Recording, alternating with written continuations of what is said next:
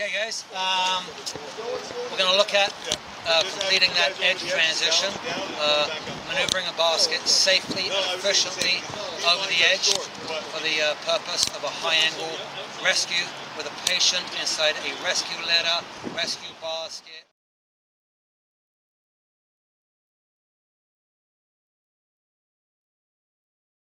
We've attached tether straps, if you will. So this is our short end, and the short ends are going to go to the outside edge. And as we proceed through the evolution, you'll understand why. You'll recognize that. Recognize that they are orange for the purpose of this evolution, and they are the short ends for the outside edge man.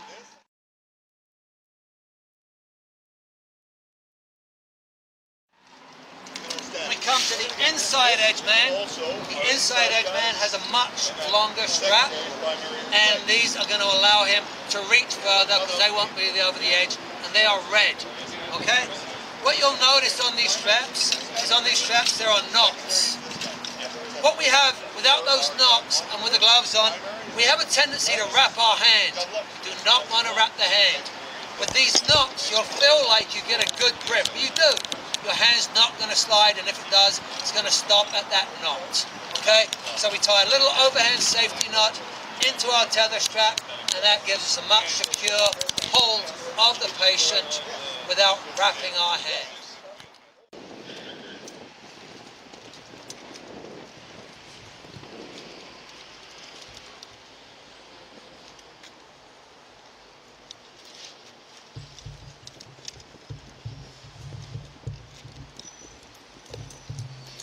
Our outside edge man will place an alpine butterfly knot on his lifeline approximately 3 to 4 feet over the edge of the wall. This will constitute his primary attachment point. The inside edge man will be attached to a separate line. He will be using a travel restraint. This same line will also constitute the secondary or belay line for the outside edge man, giving him 2 points of attachment. The inside edge man's primary point of attachment will be his hands and feet. His travel restraint will constitute his belay. Look at the setup for inside edge man and outside edge man.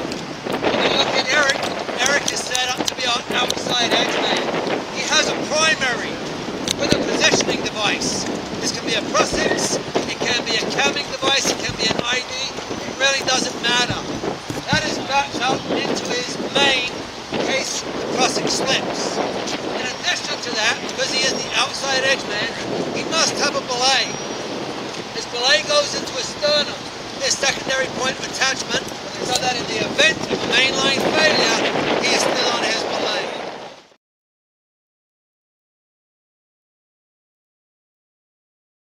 As the inside edge man, your primary is your feet. In the event that your primary fails, your backup is your Prusik belay. The Prusik belay, or the lifeline that the Prusik belay is attached to, is then hard tied and attached at the same point on your ventral connection on the front of your harness. Once these connections are made, you are now ready to assist your outside edge man over the edge. So, guys, we'll do this bridle. We set the bridle. Do I want the bridle long or short? Both lines, both I want it short. I want it as short as possible. Yeah. How short can it be? All the way to his chest? Catenary angles, 90 degrees, right? If we go to 120, that means that 200-pound load is 200 pounds on there, 200 pounds there. All about the angle. So, were you ready, Tom? Oh, yeah.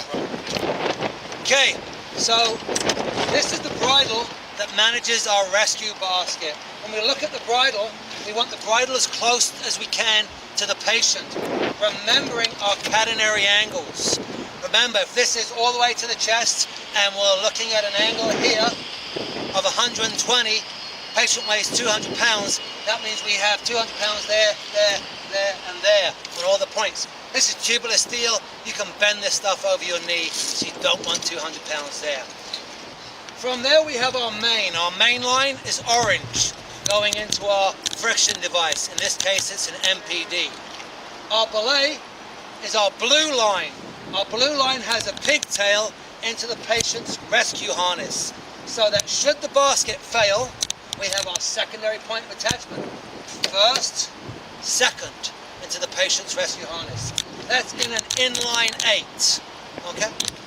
In this situation, we're actually going to be running a mirrored system through 2 MPDs. However, we will be referring to blue as belay, we will be referring to orange as main.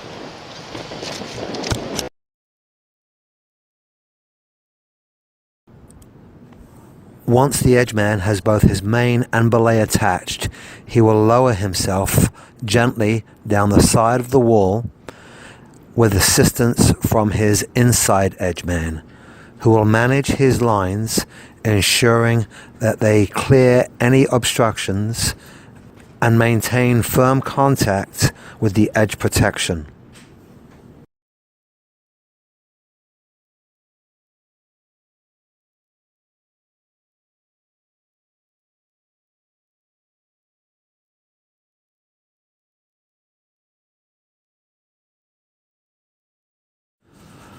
Once both edgemen are in place, they are ready to receive the basket.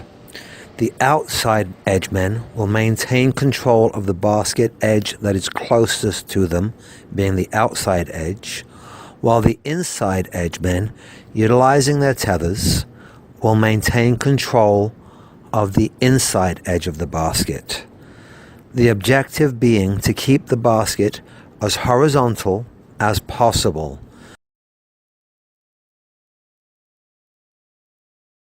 This will require good communications and a coordinated effort through all 4 edgemen.